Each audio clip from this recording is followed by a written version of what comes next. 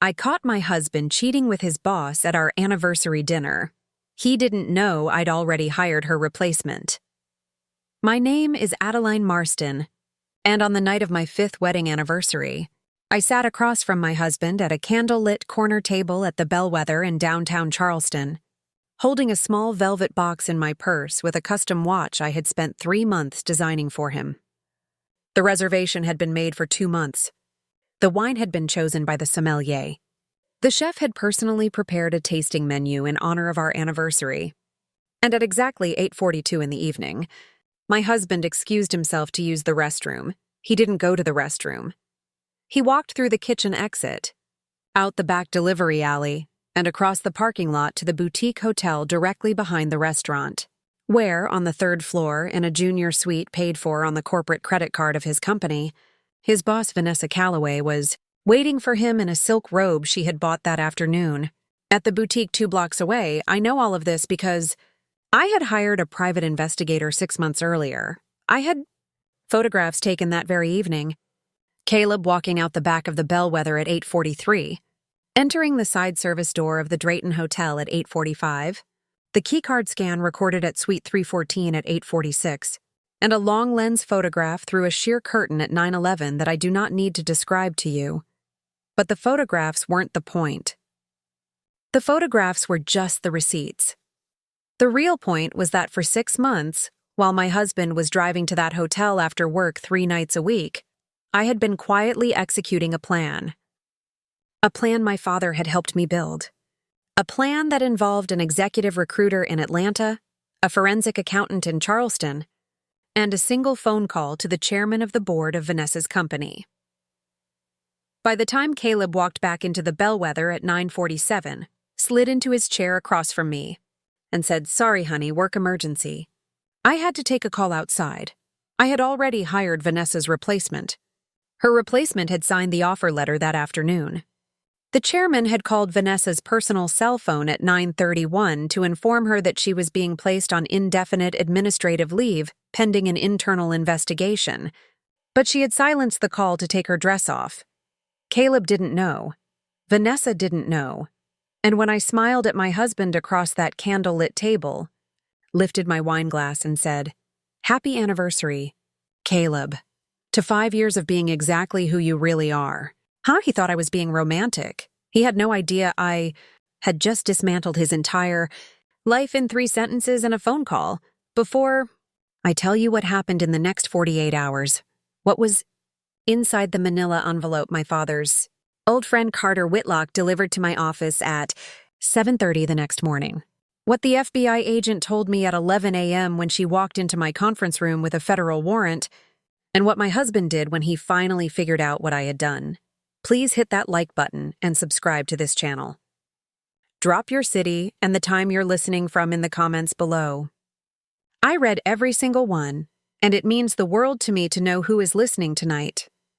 Now let me take you back 13 years, to a small back office above a hardware store in Mount Pleasant, South Carolina, where my father said something I didn't fully understand until the day my marriage burned down.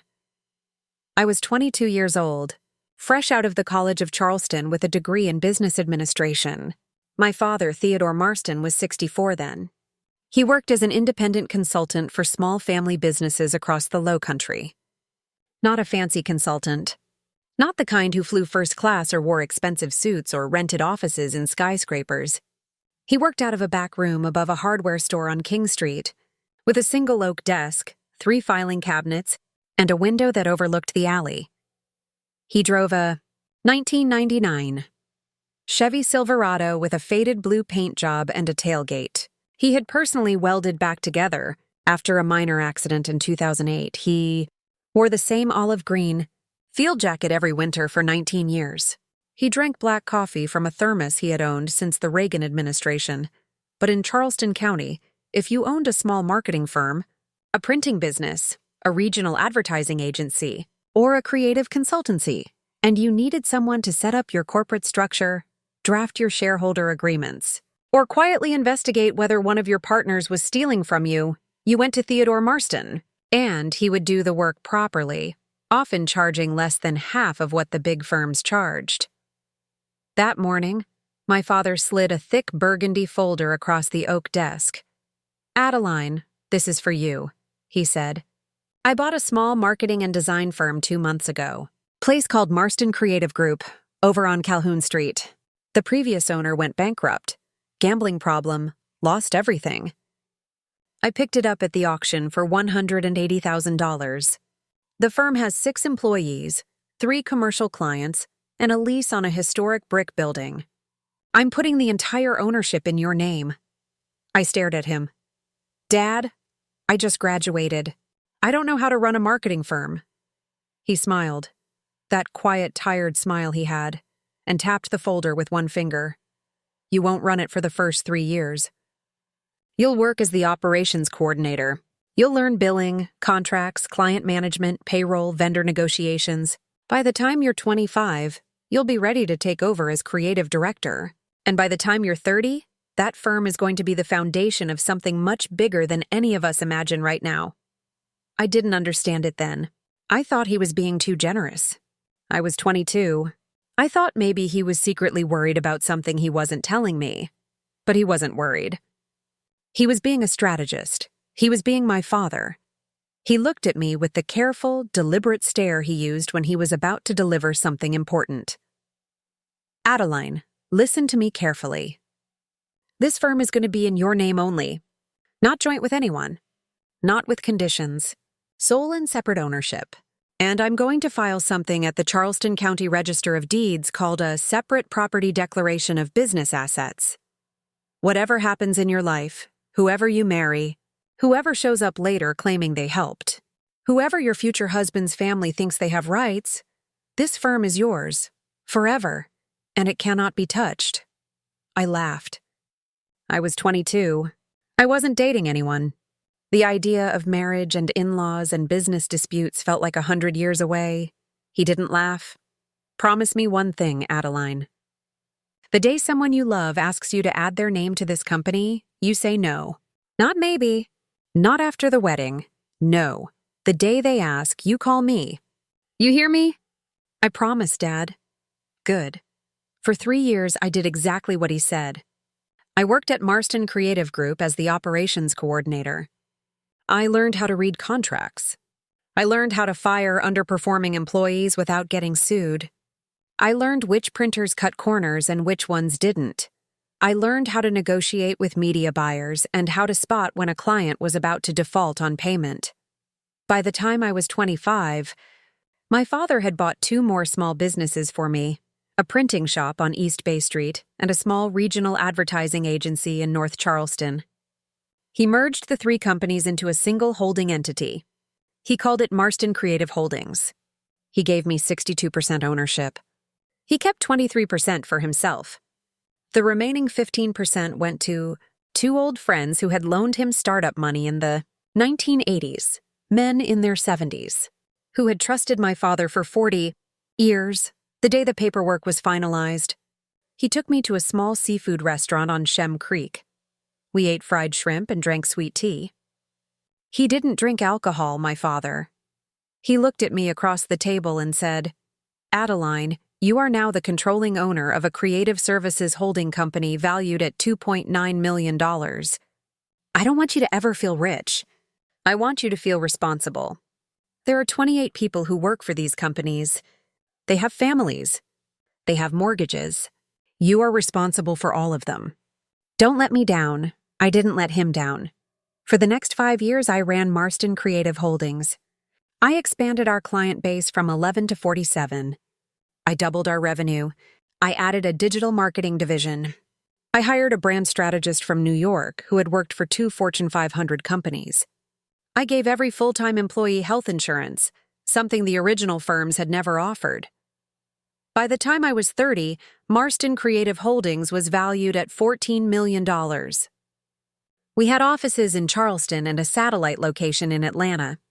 We did work for regional banks, hospitality groups, restaurant chains, and a federal contractor that supplied uniforms to the Navy.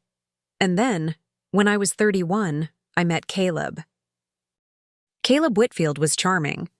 Tall, lean, blonde, with the kind of careful smile that suggested he had practiced it in a mirror at some point in his life. He was a senior account executive at a regional financial services firm in Charleston called Calloway Wealth Strategies. We met at a Chamber of Commerce networking event at the South Carolina Aquarium. He approached me at the bar during cocktail hour and said he had read a recent profile about my company in Charleston Business Magazine.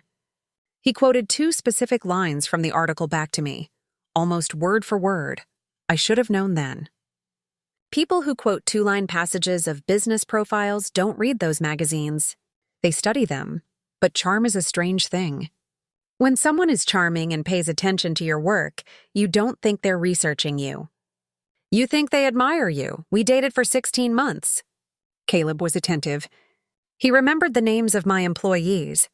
He brought my father a vintage fishing rod for his birthday.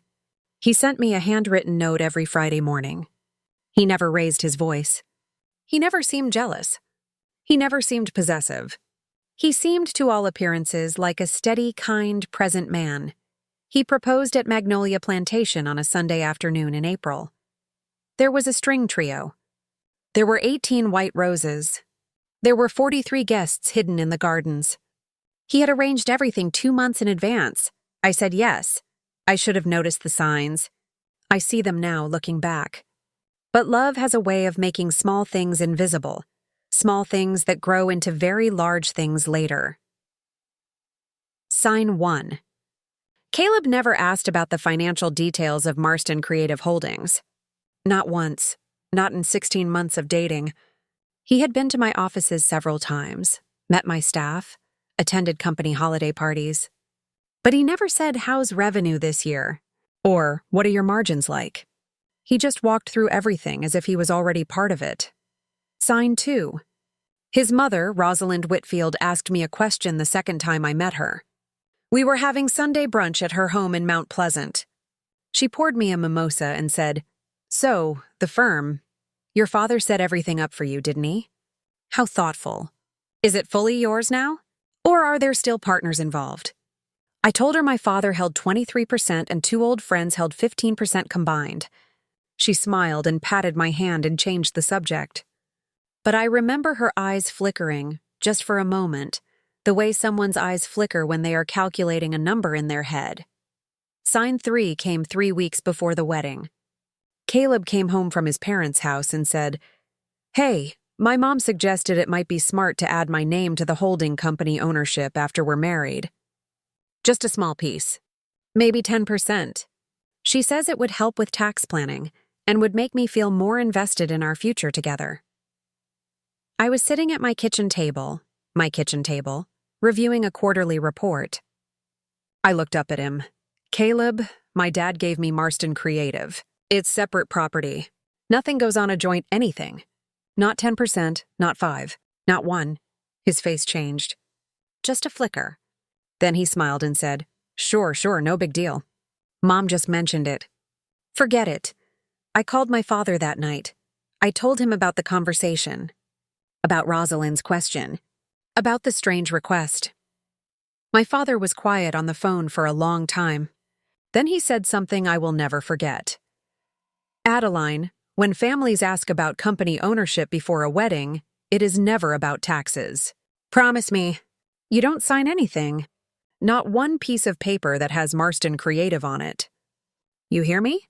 "I won't, Dad." "Good. And one more thing. I'm sending you something next week. Put it in a safe place. You probably won't need it, but if you ever do, you'll be very glad you have it." The document arrived 8 days later, a sealed envelope. Inside was a confirmation of separate property and premarital business asset declaration, signed, notarized, and recorded with the Charleston County Register of Deeds. It legally confirmed that Marston Creative Holdings was my sole and separate property, all shares acquired before my marriage, all funded by my father, and not subject to any future marital claims. I put the envelope in a fireproof safe in my home office. I got married 4 weeks later. I was 33 years old. I had no idea. I would be needing that document 4 years later. On the night I burned my marriage down at a candlelit table in downtown Charleston. Before I tell you what happened during my third wedding anniversary, dinner, and the question Rosalind asked over, dessert that made the back of my neck go cold, I want you to do me one favor. If you have ever sensed that someone in your spouse's family was secretly waiting for you to slip up, drop one word in the comments below. Just one word. Yes. I want to know how many of us have lived this exact story. Now stay with me, because what happens next is when the cracks really started to show. The first 2 years of our marriage were, on the surface, peaceful. Caleb and I lived in my house, a 4-bedroom historic single house in the Charleston Village neighborhood that my father had helped me buy when I turned 28. Caleb never paid the mortgage. He paid for groceries sometimes, his own car, his clothes, and his gym membership. I paid for everything else: property taxes, utilities, insurance, the gardener, the housekeeper, renovations. It seemed normal at the time. He was building his career at Calloway Wealth. I was running a $14 million holding company. We made what felt like a fair division. It wasn't a fair division.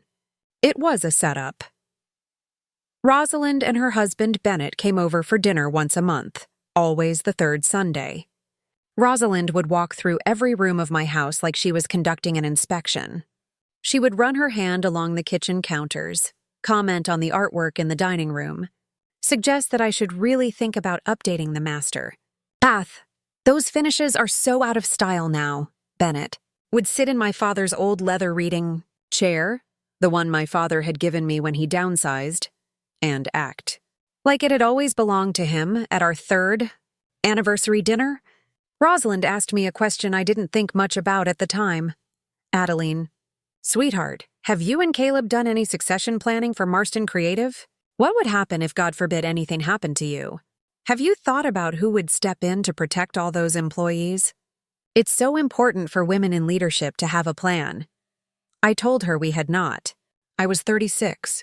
Estate planning seemed like something old people did. Rosalind smiled. "Well, you really should. Things can get so messy when families don't plan ahead. I mean, what if you were in a car accident tomorrow?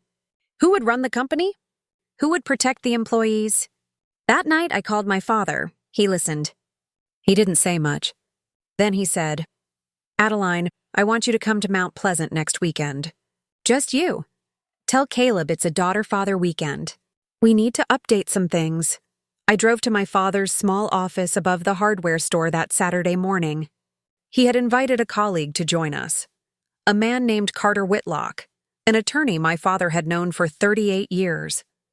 Carter was in his late 70s, sharp as a fishhook, and he didn't waste words. "Adeline," Carter said, "your father has been worried, so we're going to make absolutely sure that nothing, and I mean nothing, can ever take Marston Creative from you. Not divorce. Not in-laws. Not a court order. Not even your husband if he gets clever." He showed me the documents. There was the original incorporation paperwork in my name. There was the separate property declaration my father had filed 8 years earlier. And now Carter added 3 more layers. A revocable living trust, with the holding company shares as the main assets, with me as the trustee and beneficiary, and a successor trustee named in case I was incapacitated. Homestead declaration on my Charleston Village house, and a corporate bylaw amendment that required any transfer of company shares to be approved by a unanimous vote of the existing shareholders, which included my father and the 2 old friends. That last part felt unusual to me. I asked Carter why we needed shareholder approval for share transfers when I owned 62%. Carter looked at me over his half-moon glasses. He said, "Adeline, in my 48 years of practicing law, I have seen exactly one situation worse than a hostile divorce. And that is a hostile spouse with a forged signature trying to transfer assets to a shell company. This bylaw makes that impossible without 3 independent people noticing. Sign here." I signed everything. I drove home Sunday night. I told Caleb I'd had a nice visit with my father. We had walked the dogs and gone out for shrimp and grits. I didn't mention Carter Whitlock. I didn't mention the trust. I didn't mention the bylaw amendment. I didn't mention any of it. Something, that same quiet voice from years earlier, said, "Don't tell him." And I listened to that voice. For the next 10 months, life seemed normal. Caleb was promoted to Vice President of Business Development at Calloway Wealth Strategies. He started traveling more, to Atlanta twice a month, to Savannah once a month, to a long-term consulting engagement in Wilmington, North Carolina, that required him to be away 2 nights a week. He came home tired, usually on Friday nights, and slept most of Saturday mornings. Then, 10 months into that travel pattern, I noticed 3 things. First, his cologne changed. He had worn the same brand for 8 years. Suddenly, he was wearing something different, something younger, something I had not picked out for him. He told me he had run out and grabbed something at the airport. Second, his phone never left his hand. Never. He showered with it on the counter face down. He took it to the bathroom. He kept it under his pillow at night. Third, he started staying late at office events, dinners with clients, networking nights, after-work celebrations for closed deals. The company was, according to him, doing extremely well. His boss, Vanessa, was, according to him, really pushing the team this quarter. Vanessa Calloway, the CEO of Calloway Wealth Strategies. The 51-year-old daughter of the founder. She had taken over the firm 3 years earlier when her father retired. She was tall, blonde, polished, married with 2 grown children, and famously demanding of her senior team. Caleb mentioned her in conversation almost every night, always in slightly different ways. Vanessa thinks the new financial planning vertical needs to launch by Q3. Vanessa wants me to fly to Wilmington again. Vanessa is so impressed with how I closed the Charleston Harbor account. Wife knows. She knows the way you know there is a storm coming before the wind picks up. You can't explain it. You just feel it. I called my father. I did not tell him I was suspicious. I just said, "Dad, do you know any private investigators in Charleston? The discreet kind?" He was quiet for exactly 4 seconds. Then he said, "Adeline, his name is Frank Boudreau.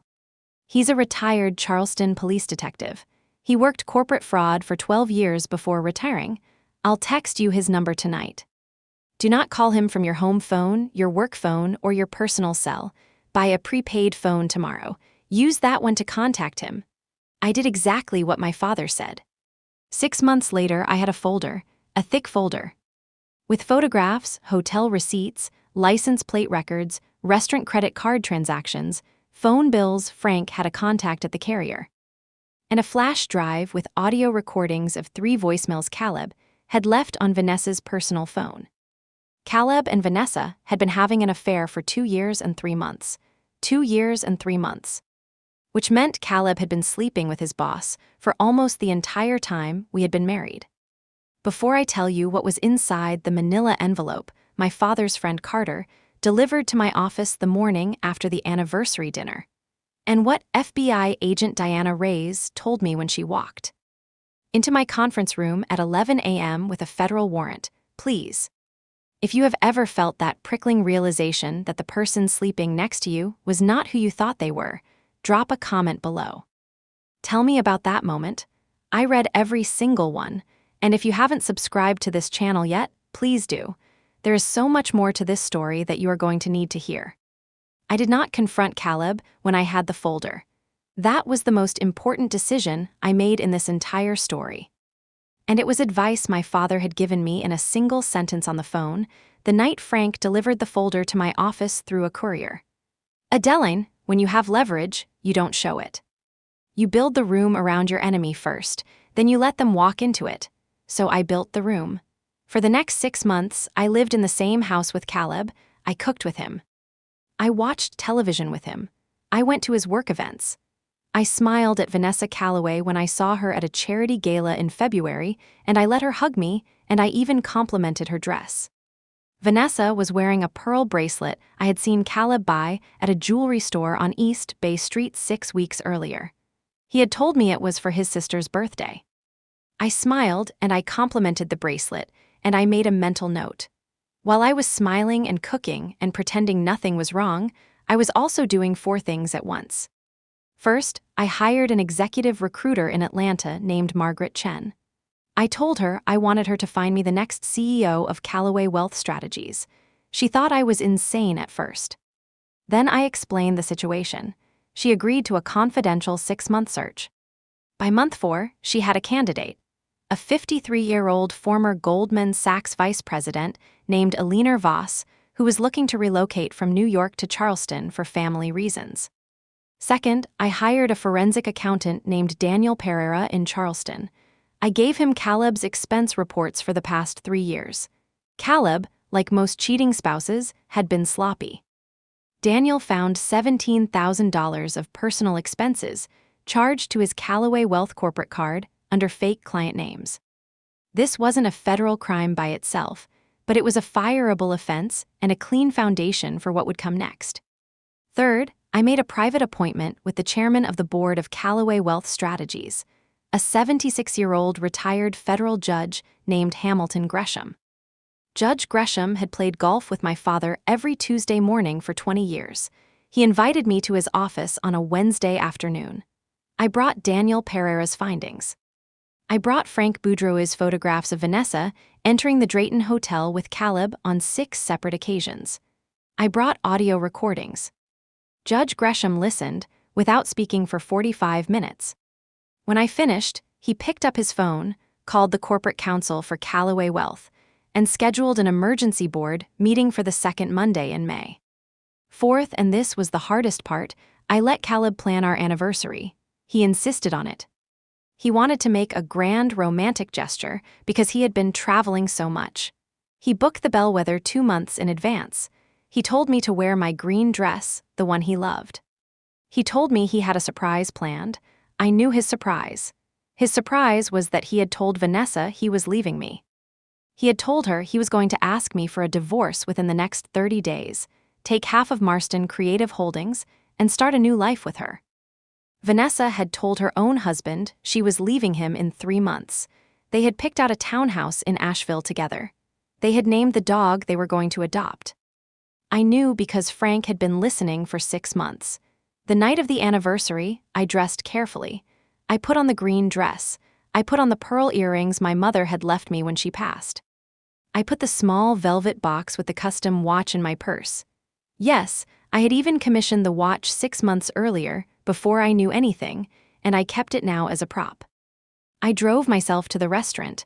I parked in the public garage 2 blocks away. The room was set. The trap was built. At 8:17 p.m., our entrees were served. At 8:42 p.m., Caleb said he had to take a call outside. He did not take a call outside. He walked across the parking lot to the Drayton Hotel. Vanessa was waiting for him in Suite 314. At 9:28 p.m., Judge Hamilton Gresham, who had been on a conference call with the corporate counsel and 2 senior board members for the past hour, formally voted with the board to place Vanessa Calloway on indefinite administrative leave pending an internal investigation. Effective immediately. At 9:31 p.m., the corporate counsel attempted to call Vanessa's personal cell phone to deliver the news. Vanessa was, at that moment, with my husband. She silenced the call. At 9:32 p.m., an executive courier hand-delivered a sealed envelope to Adeline Voss at her temporary apartment in downtown Charleston. The envelope contained an offer letter for the position of interim CEO of Calloway Wealth Strategies. Adeline signed it within 4 minutes. At 9:47 p.m., my husband walked back into the bellwether. He slid into his seat across from me. He said, "Sorry, honey, work emergency. I had to take a call outside." I smiled at him. I lifted my wine glass. I said, "Happy anniversary, Caleb. To 5 years of being exactly who you really are." He smiled back. He didn't understand. We finished dinner. We split a flourless chocolate torte. He paid the bill with his personal credit card. I noticed that because for the past 2 years he had been paying our anniversary dinners with his corporate card. He drove me home. He held my hand. He told me he loved me. I went to sleep in our bed. At 7:15 the next morning, my phone rang. It was my father. "Adeline, it's done. Carter is going to be at your office at 7:30 with the package. Are you ready for the rest of it?" "Yes, Dad." "Good, I'm proud of you." I was already dressed. I had been awake since 5 a.m. I left the house at 7:22. Caleb was still sleeping. Carter Whitlock was waiting for me in my office at 7:31, holding a thick manila envelope. He sat across from me at my desk. He said 5 words. They committed 3 federal crimes. I felt my hands go cold. 3, he held up one finger. 1, Caleb's affair with Vanessa Calloway is not, by itself, a federal crime. But Vanessa used corporate funds to pay for hotel suites, meals, gifts, and travel related to the affair. Forensic accounting confirms over $87,000 of misappropriated corporate funds across 2 years and 3 months. That is wire fraud and embezzlement. Federal charges. 5 to 20 years. 2 fingers. 2, your husband helped her. He routed expenses through fake client accounts to disguise the spending. Daniel Pereira documented $17,000 on Caleb's side. That makes him a co-conspirator. Conspiracy to commit wire fraud, 3 to 15 years. 3 fingers, 3, and this is the one that surprised me. Vanessa, 3 months ago, accessed proprietary client files at Calloway Wealth and forwarded them to an outside email address, a personal address she shared with your husband. She was preparing to take key clients with her when she left to start a new firm with Caleb. That is corporate espionage and theft of trade secrets. Federal felony. Up to 10 years per count, and Daniel found 19 separate instances. Carter put his hands flat on my desk. Adeline, your husband and his boss were not just having an affair. They were embezzling from her company, planning to steal her client list, and planning to set up a competing firm using stolen proprietary information, all funded by the woman they were betraying. I sat very still. Carter, where are they right now? Caleb is at home, where you left him. Vanessa is in her house off Trad Street. Both of them have no idea anything has happened yet. Vanessa thinks she's been put on leave for a routine HR matter. Caleb thinks his boss is in a bit of corporate trouble that might affect his job. Neither of them knows that the FBI received Daniel's evidence package via Judge Gresham's office at 6 a.m. this morning. What's next? Carter smiled, a small, sharp, satisfied smile. At 11 a.m., FBI Special Agent Diana Reyes is coming to your conference room. She has questions for you. She has a federal warrant for both of their offices and homes. She would like your cooperation as a witness, particularly regarding the timeline you observed in your husband's behavior. By noon, both of them will be in custody. I sat there for a long moment, looking at the manila envelope on my desk. I said, Carter, my father told me 13 years ago that I would not understand any of this until the day I needed it. He was right. Carter nodded. Your father is one of the smartest men I have ever known, and he raised one of the smartest women I have ever met. Now, are you ready for Agent Reyes? I'm ready. Agent Diana Reyes arrived at 10:58 a.m. She was in her late 40s, brown hair and a low ponytail, calm, sharp eyes. She was accompanied by 2 junior agents and a federal prosecutor named Aaron N.G. We sat in my conference room for 3 hours. I told them everything: the hired investigator, the 6-month plan, the anniversary dinner, the phone records, the expense reports, the trade secret theft. Frank Boudreau's full file. By 1:45 p.m., Agent Reyes had what she needed. By 2:30 p.m., FBI agents arrived simultaneously at my home in Charleston Village and at Vanessa Calloway's home off Trad Street. They arrived with arrest warrants. Caleb was still in our kitchen, still wearing the same clothes from the anniversary dinner, drinking coffee and reading the Post and Courier on his phone. He told me later, through his attorney, that when the agents knocked on the door, he assumed it was a delivery. Vanessa was packing a suitcase. She had been informed by her assistant about the administrative leave that morning, and she had decided to fly to Asheville for the weekend to think things through. She was, the agents reported, holding a glass of white wine when they arrested her. By 5 p.m., the news had reached the corporate counsel of Calloway Wealth Strategies. By 6 p.m., the news had reached Adeline Voss, the new interim CEO. By 7 p.m., the news had reached the local Charleston business community. By 9 p.m., the local ABC affiliate had a brief mention on the evening broadcast. The Post and Courier ran the front page story 2 days later. Local CEO and senior executive arrested on federal embezzlement and trade secret theft charges. Alleged scheme to defraud financial firm of nearly $90,000 over 2-year affair. The story did not name me. Carter and Judge Gresham had both made sure of that.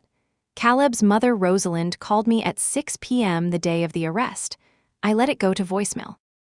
The voicemail was 4 minutes and 41 seconds of her crying, demanding, threatening, and finally begging me to drop the charges and save the family. I sent the voicemail directly to Aaron Ng, the federal prosecutor. I never spoke to Rosalind again. The following Monday, exactly 1 week after the anniversary dinner, Carter and I drove to First Lowcountry Bank in Mount Pleasant. We were going to open my father's safety deposit box. I had not been able to bring myself to do it any sooner. The week had been a blur of FBI interviews, forensic depositions, attorney meetings, board meetings at Calloway Wealth, and quiet conversations with my own employees who needed reassurance that I was not stepping away from Marston Creative Holdings. But that Monday morning, the office was stable. My executive team had everything in hand, and my father had asked me, in a single phone call, to come open the box that week. Box number 109.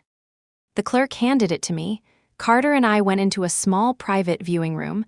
I set the box on the table. I opened it slowly. Inside were 3 things. The first was a letter, handwritten. My father's familiar slanted handwriting, careful and thoughtful as always. I unfolded it. My dearest Adeline, if you are reading this, then either I am gone, or something has happened that has finally pulled the curtain back. And you have started to figure out what I knew was probably coming someday. I want you to know something. Every contract I drafted, every shareholder agreement I signed, every separate property declaration I filed, every layer of legal protection I built around you and Marston Creative, every brick of the vault I built around your life, was for one simple reason. I knew that someone, eventually, would come for what is yours, not because you ever did anything wrong, but because some people, when they see something good built by someone else's hands, cannot help wanting to take it for themselves.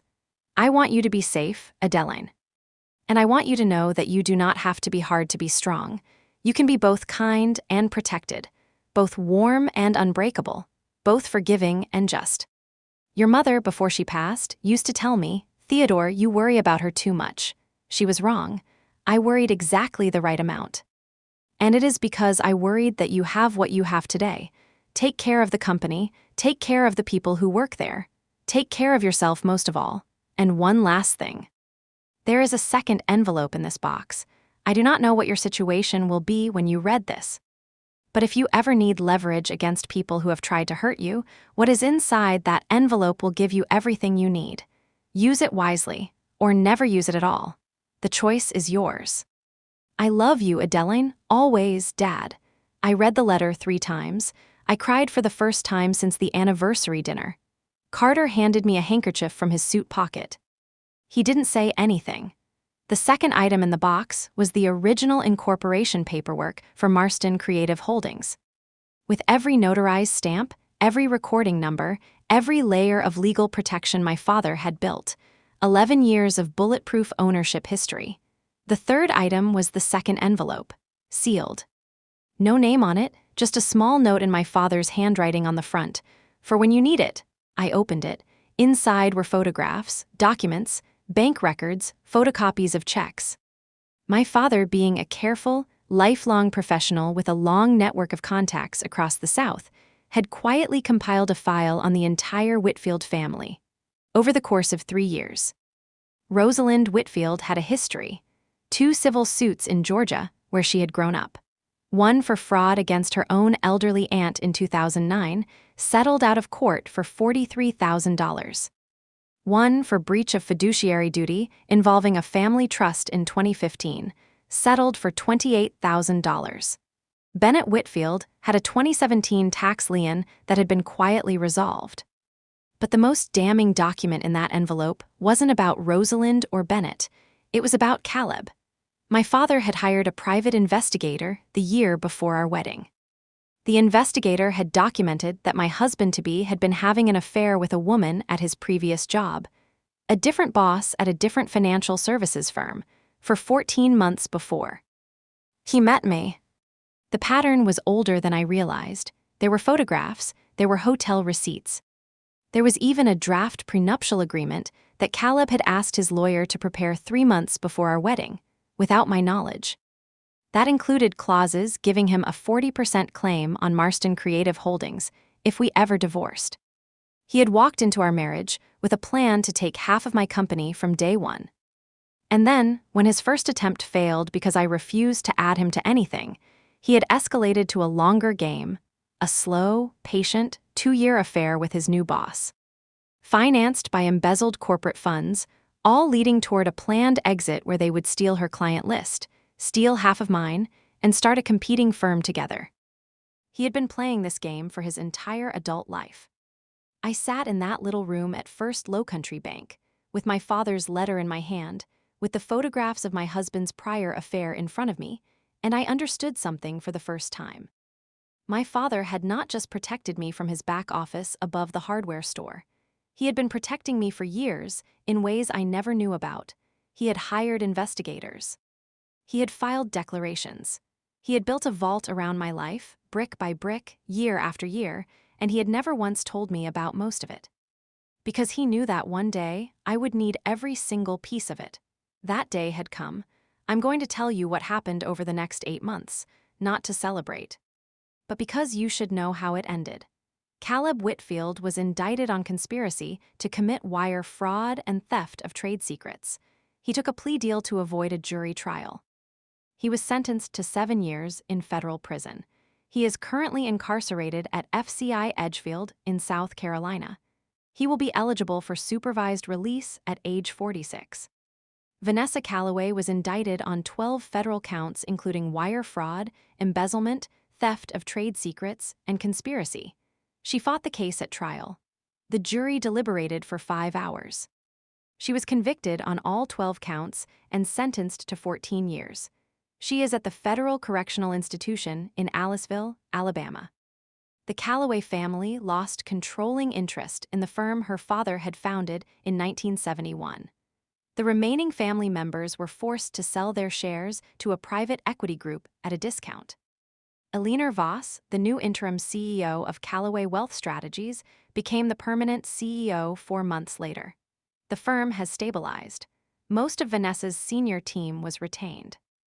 3 of the clients Vanessa had attempted to steal contacted me directly, and I helped facilitate their continued relationship with the firm. Adeline and I have lunch every 6 weeks now. She is one of my closest professional friends. Caleb's parents, Rosalind and Bennett, were not charged with any crimes. They had no direct involvement in the embezzlement. But they were named as defendants in a civil lawsuit I filed for emotional distress and tortious interference with marriage. The case was settled out of court for $940,000. Their house in Mount Pleasant was sold to satisfy the judgment. I donated the entire $940,000, every single penny of it, to a women's financial empowerment foundation in Charleston that helps women going through divorces involving financial abuse. My father would have wanted that. Marston Creative Holdings has expanded. We acquired a small video production company last spring. We hired 12 new employees this year. Our annual revenue is now $23 million. We just signed a 5-year contract with a hospitality group based in Savannah. I'm 38 now. I bought out the original investors 15% at fair market value, and I sold 8% to my chief operating officer as a long-term incentive. I now own 77% of the company outright. My father is 77 now. He still drives the same Chevy Silverado. He still wears the olive green field jacket. He still works out of the back office above the hardware store on King Street, 3 days a week, advising small family businesses across the Lowcountry. I bought a chocolate Labrador retriever last fall. I named him Theodore after my father. Big Theodore laughed when I told him. Little Theodore sleeps at the foot of my bed every night. I have not remarried. I am not against it, but I am in no hurry, and I have learned to be very, very careful about who I let close. I have everything I need. I have my father's company. I have my father's letter. I have my father's lessons. And I have something most people do not get to keep. I have the life I built, with my own name on every line of every document, the way my father always told me it should be. If you are still here with me, I want to say something. This story is not about revenge. I know it sounds like it is, but it is not. It is about the people who love you quietly. The people who plan for you when you are not looking. The people who do the slow, invisible work of protecting you years before you know you'll need protection.